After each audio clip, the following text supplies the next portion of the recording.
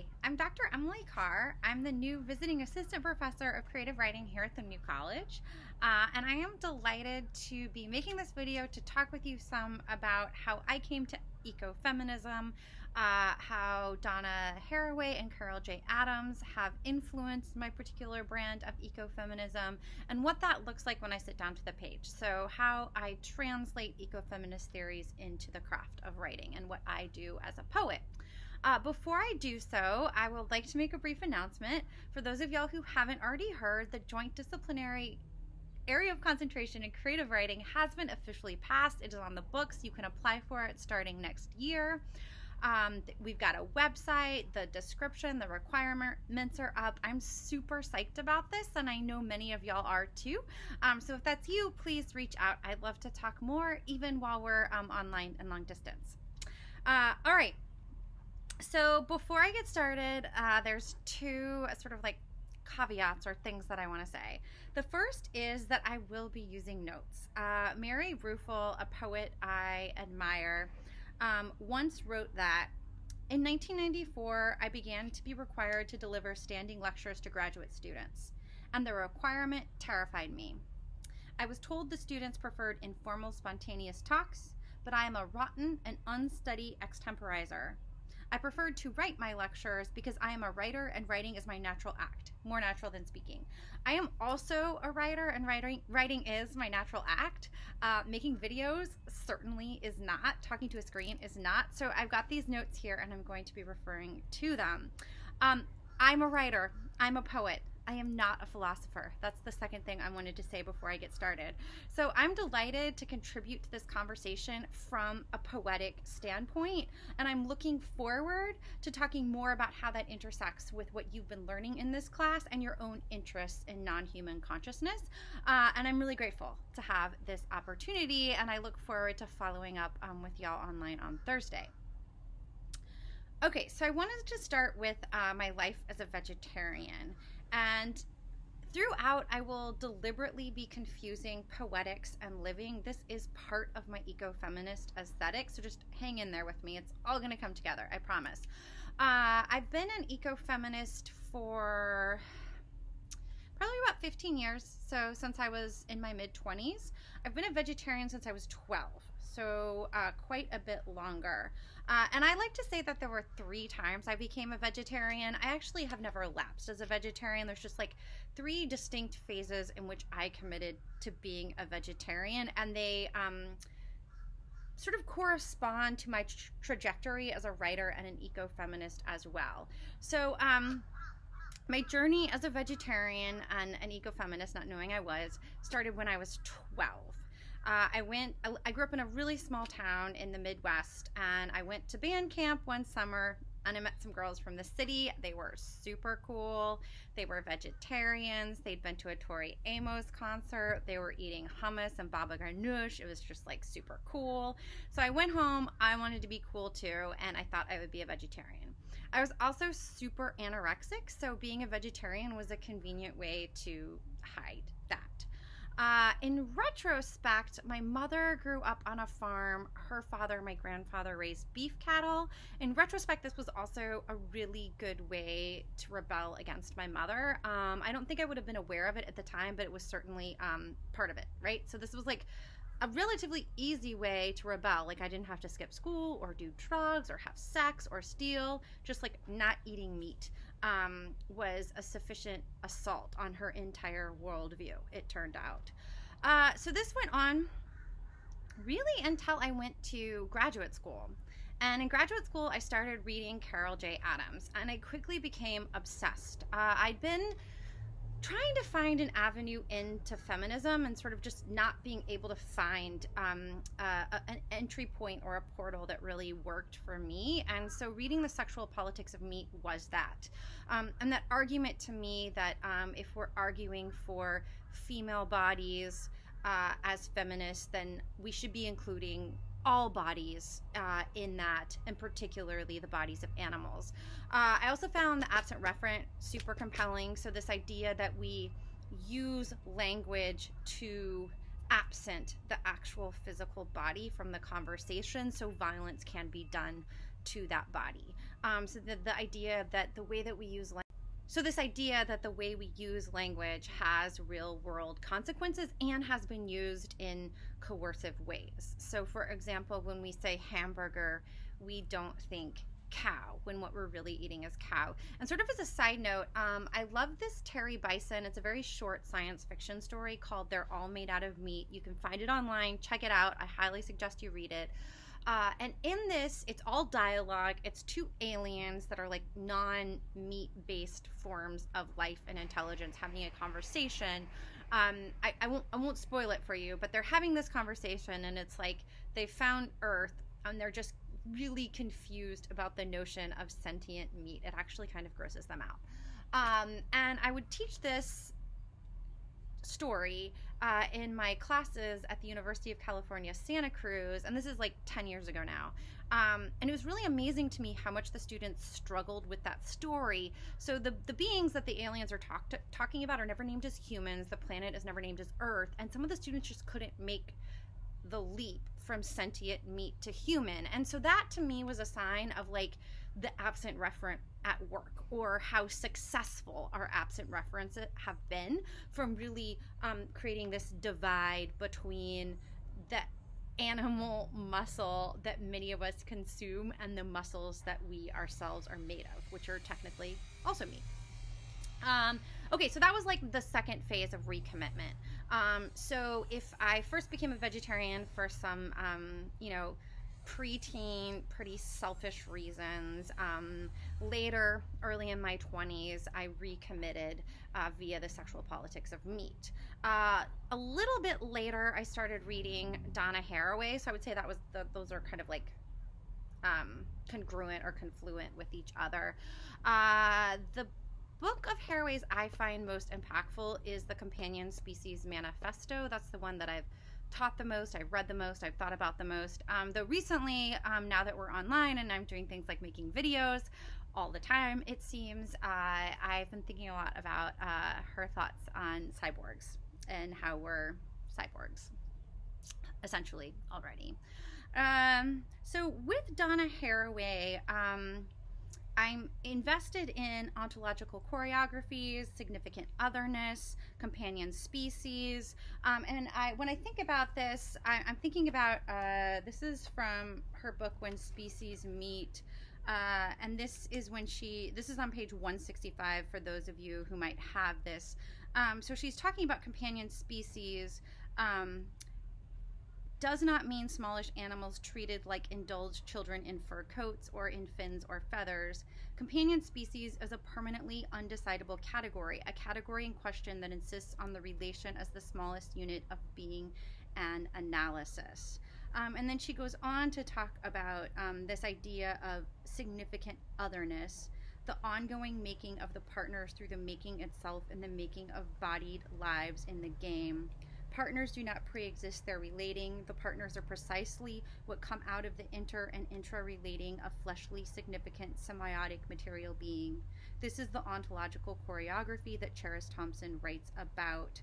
And so I was fortunate to be able to take the last class that Donna Haraway taught in the History of Consciousness program at the University of California, Santa Cruz. It was called Science, Technology, and the Sacred. And in this course, she was talking quite a bit about this project in San Francisco that she was really excited about, where scientists, researchers had teamed up with some pigeons. She very intentionally talked about the pigeons as accomplices, as collaborators, and they were putting these devices on the pigeons to monitor air pollution levels in San Francisco. And so one thing early on in this project that the researchers noticed was that the equipment was weighting down the pelicans and turning them into prey, or making them more vulnerable to predators.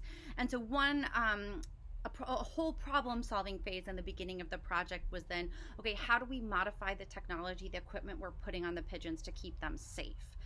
And so for me, that illustrates quite a bit what she's trying to say there about significant otherness, companion species, and ontological choreographies.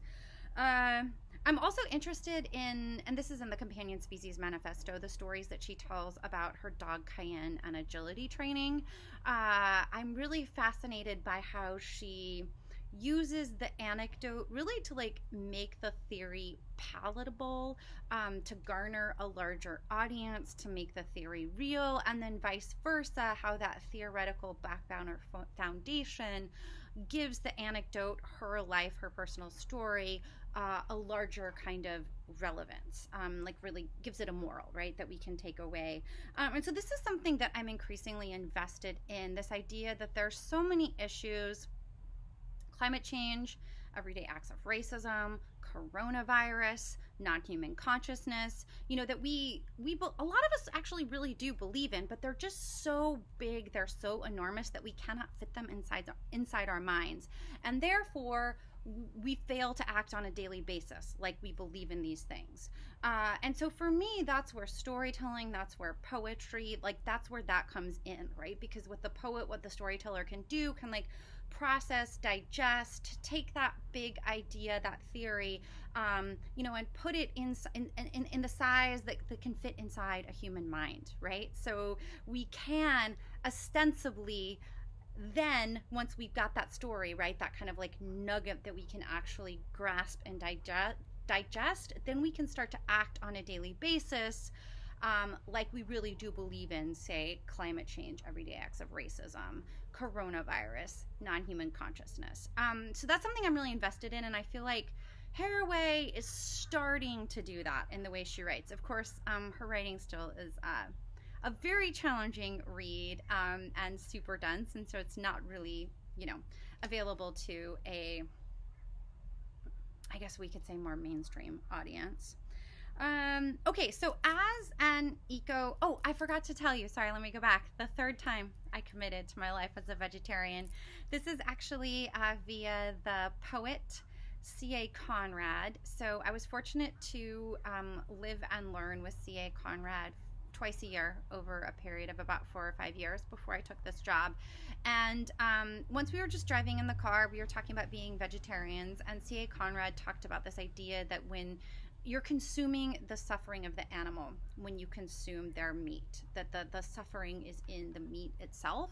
And that, to me, I mean, it sounds really common sense now that I'm saying it and as soon as I heard it, but I never thought in those terms before. And that was probably the most impactful moment when I thought, oh wow, I'm never wavering from this ever again. And I believe that that idea relates to some of the stuff that y'all have been studying previously in this class.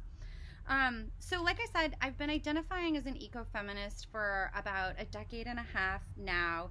And what I'm really interested in is telling stories that challenge, complicate, expand, add depth and nuance to what we believe consciousness, sentience is.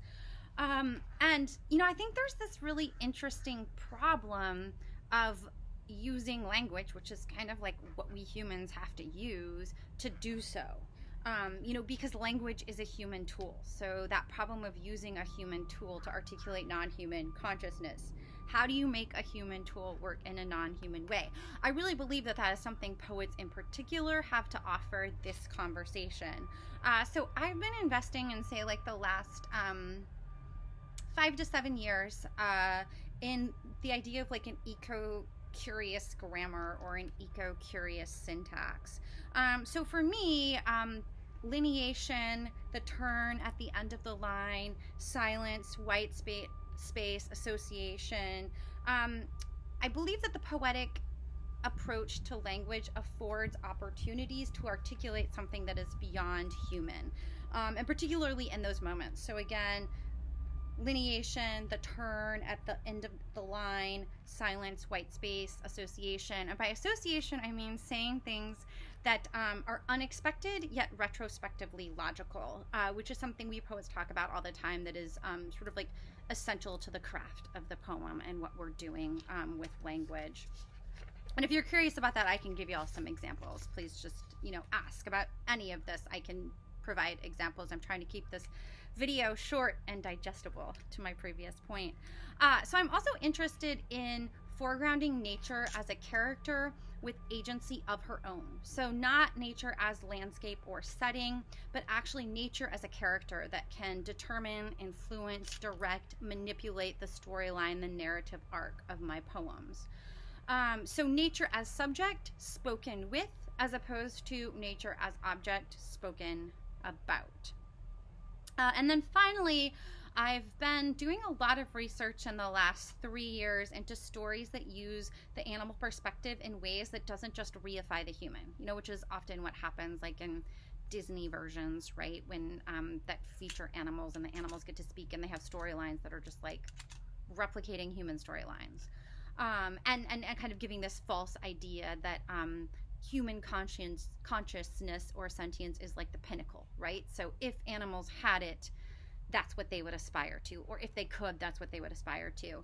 So I'm interested in stories that incorporate the animal point of view in order to question how we have chosen to define consciousness and this notion that human consciousness is like some kind of like pinnacle or success. So specifically, there are 2 novels I want to touch on. One, and that have both been published, I think, in the last like 2 or 3 years. So one is Heartbreaker, like by Claudia Day. Hang on.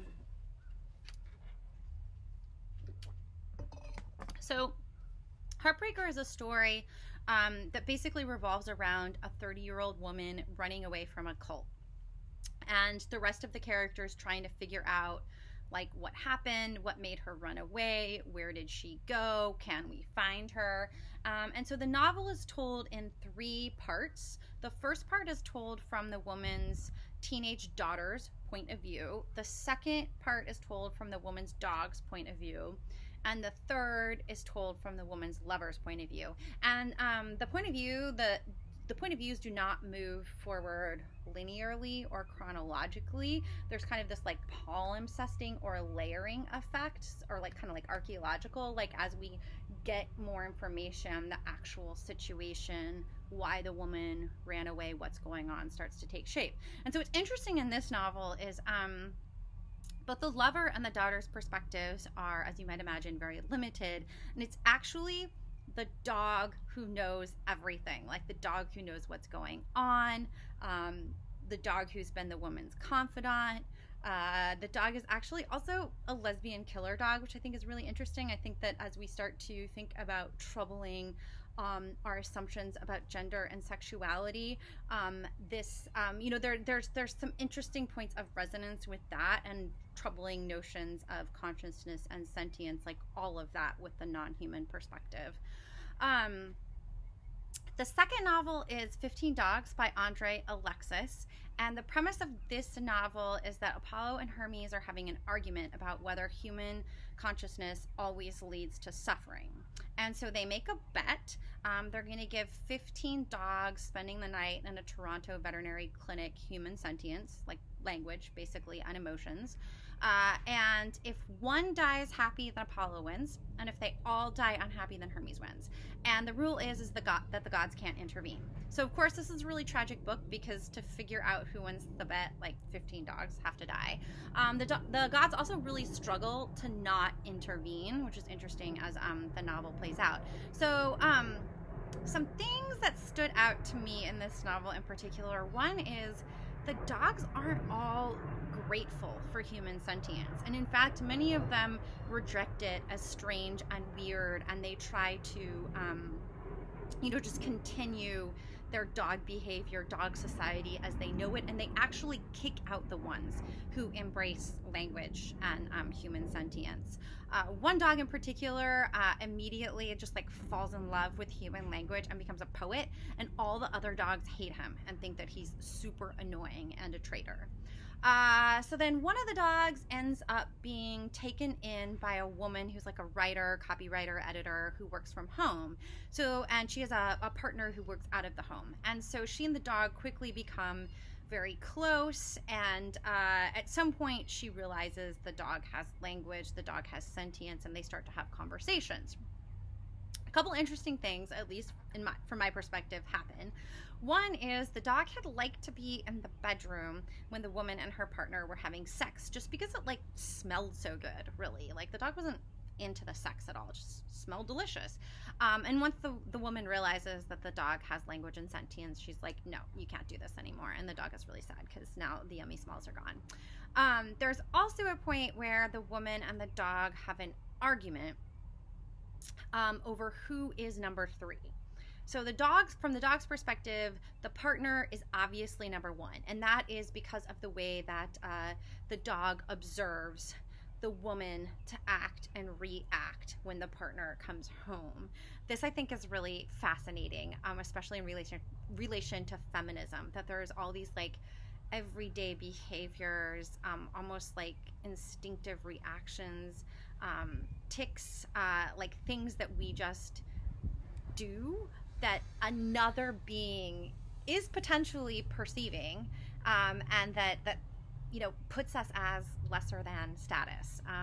Speaking to the women out there, so because I think this is true. I think that even many of us who think of ourselves as feminists and strong women, we just replicate those patterns because they're hardwired, and it's hard to change habits that are hardwired. Okay, anywho, so the dog and the woman get in a fight because the dog is like, well, your partner's clearly number one, and then I'm number two and you're number three. The woman tries to argue, and the dog gets really upset because this, like in the code of the dog pack, is not allowed. And if the dog was in the dog pack, the other dog would have to be somehow punished, physically punished, right? So he doesn't want to have to bite her. He doesn't want to have to hurt her. So he decides the only honorable thing to do is run away. Which is just a really fascinating moment for me. Okay. Please go read both of those novels, and then let's have an informal book club. I would love to discuss them further. I wanted to end, though, by talking about my own work. So recently I've been writing this like murder mystery, ghost story, climate change fiction kind of book thing, monster of a thing, that's called Death Before the Fact. And one thing that I'm doing in this book is I'm backing my way into plant and animal sentience. So there are 7 characters, and they're all ghosts. And this is actually set down on Lido. There's a hotel that was briefly owned by a dog, the Sandcastle. If you want to know more about that story, let me know. We can chat about it. I'm kind of obsessed. So my kind of like apocalyptic story, ghost story, is set at the Sandcastle down on Lido. And it's like an apocalyptic hurricane happens, and all these ghosts get stuck there. And then it's like, what happens next? So, one ghost is a sea goddess. She's the only ghost who died by mysterious circumstances. There is the ghost of the lapdog who owned the hotel. There's a poet, of course. There's a widower. There's the minotaur.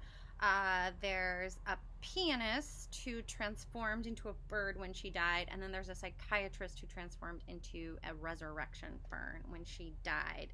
And so one reason I'm doing this, again, comes back to that problem. Like, how do you articulate non-human sentiences using language, which is a human tool? And so my plan is like to back my way in.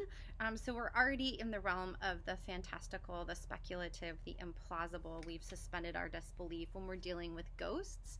And particularly ghosts that have like metamorphosed, let's say, into animals.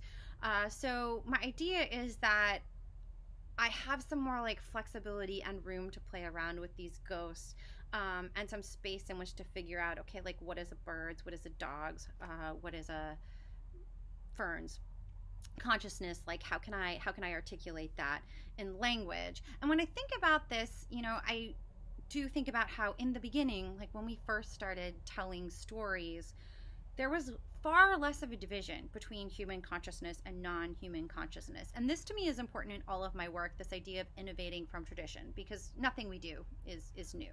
And having the tradition as the backbone is hugely important to all of my experiments. So I'm thinking here specifically about Greek myth. In Greek myth, metamorphosis, suffering, initial humanity, and relational autonomy, these are all strategies that we can find in the myths for a kind of like mingling, or just like thinking about consciousness as more like porous, taking down some of the boundaries of consciousness. These are strategies for that.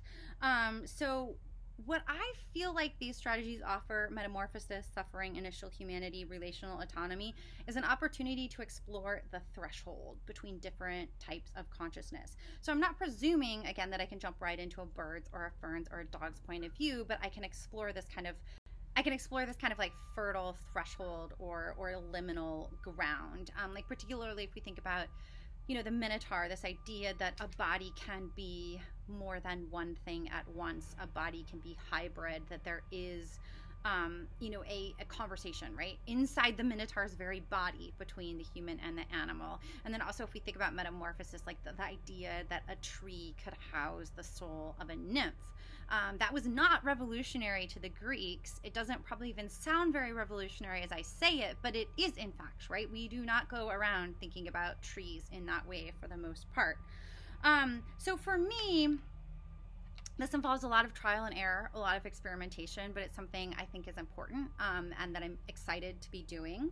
And I also just wanted to wrap up by saying, for me, theory helps me to ask better questions. And so as I see it, and again, keep in mind, I am a poet, I'm not a philosopher. I go to theory, I go to Carol J. Adams, to Donna Haraway to get some answers that help me to pose questions I can explore in my writing. So that's what I wanted to discuss with you all, or I wanted to pose some questions for discussion. How might you translate something you've learned from Haraway or Adams or any of the authors you've been reading this term into a creative piece?